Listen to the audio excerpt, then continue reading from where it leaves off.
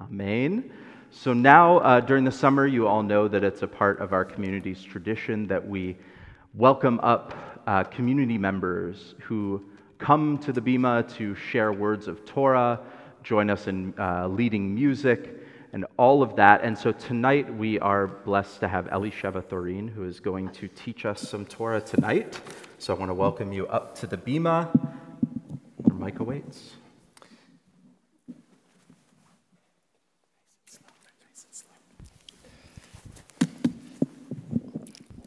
I'll start with, I love the fact that the clergy here at TBE graciously allow all of us congregants to share the Bima with them and to discuss Torah. And thank you, Rabbi Sapphire, for your helpful insights in preparing this Devar. Parshat Va'etchanan comes from Devarim 3:23, 7:11, as Rabbi Harper mentioned, that's where the Shema and the V'havta come from. And let's remember that much of Devarim is just a retelling of other portions from the Torah as Moses has begun his transition from leadership to passing his mantle on to Joshua. And he must make sure that all of the major mitzvot and the commandments are understood by all the people of Israel. I'm going to focus this Devar on 5:7, where it says, "You shall have no other gods before me." A haiku from the URJ is extremely apropos to this.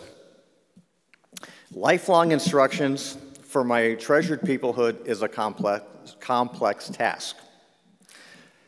Not sure if everyone knows this, but having grown up in the evangelical church, we were taught from an extremely young age, don't get caught up in a literal carved idol, such as the infamous golden calf, but to include literally anything or anyone that can take precedence over the true God.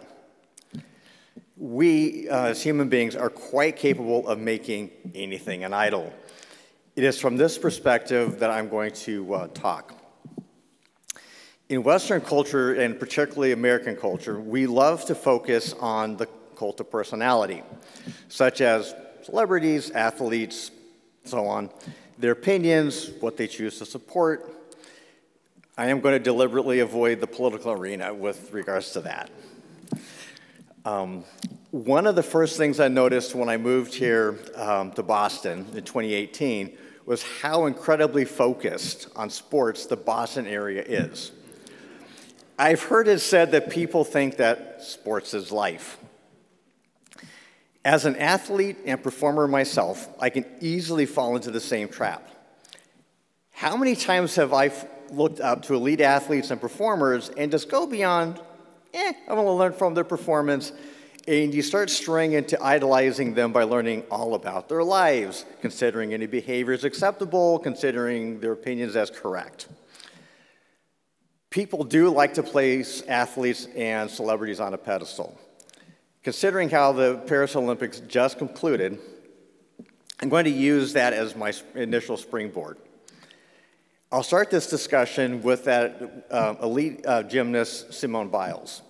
She has frequently been called the greatest of all time, a GOAT. Magazine covers, expectations to be superhuman have all followed her.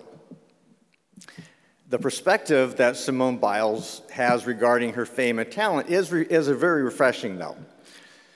During the Tokyo Olympics, she stepped aside in order to protect her mental and physical health. Further, she has credited her faith in God for her success. "I don't physically understand how I do it," she said in an interview. "It is a God-given talent. We must always remember that God is the source of our strength and talent." There's an amazing article recently written about the track star Sydney McLaughlin.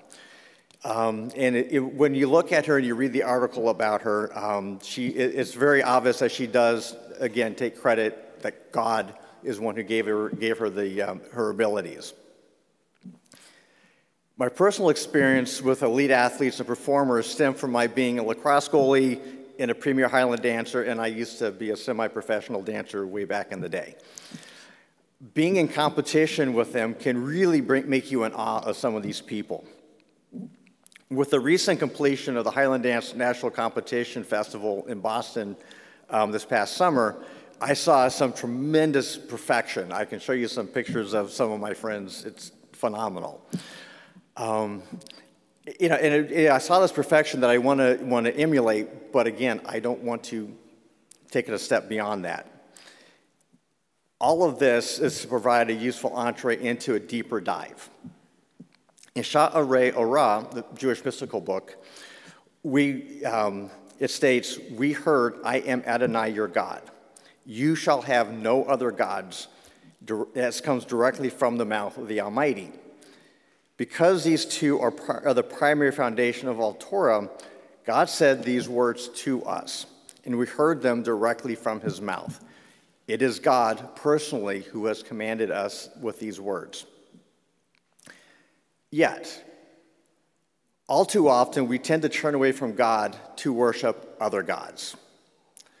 As Sforno, a 15th century commentator, stated, we are not to attribute God to a person, meaning we should not compare ourselves to God, let alone treat them as God.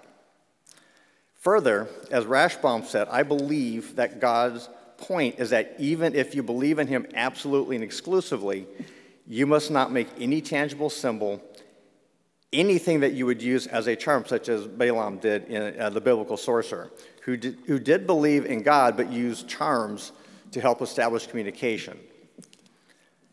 All of that said, even these commentators of the medieval age must have known it's in our instinct to create an idol. The final thought that I would like to leave you with is, why do we idolize people and things? And we just think about that for a second and take that with you as you go and finish Shabbat. I propose that we should celebrate our mortal humanity that God has given us and pursue our God-given qualities to the best of our ability, but not think of ourselves or others as holier or better than anyone else. In the end, maybe it's just a lesson on humility and gratitude. Shabbat Shalom. Shabbat Shalom. Yasher Koach, Elisheva, and thank you for bringing this conversation into our world today. You know, so often when we work with students and Bar Mitzvah students, they look at the many parts of the Torah talking about idol worship and say, that's the part that isn't relevant in our lives. And it's really important we have conversations about Tom Brady and Taylor Swift and our phones. There's a lot to look at, and it's so important that we're always taking Torah and turning and seeing what we can find and how we can bring that into our world. So thank you for encouraging us to do that this Shabbat.